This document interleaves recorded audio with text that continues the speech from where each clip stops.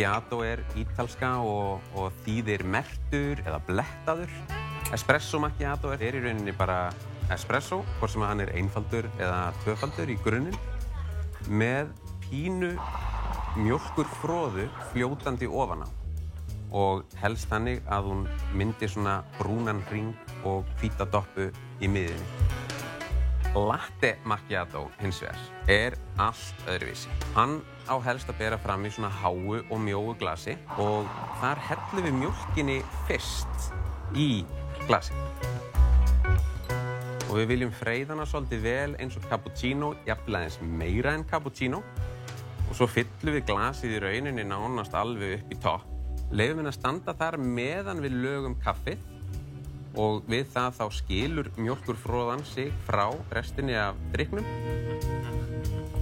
Svo einfaldlega hellum við espressonum sjálfum út í.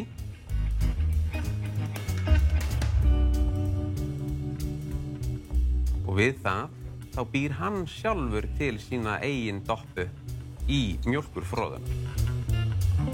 Þar erum við komin með annars vegar espresso macchiato eða espresso merktan með mjólkurfroðu og latte macchiato eða mjólk merkta með kaffifroðu.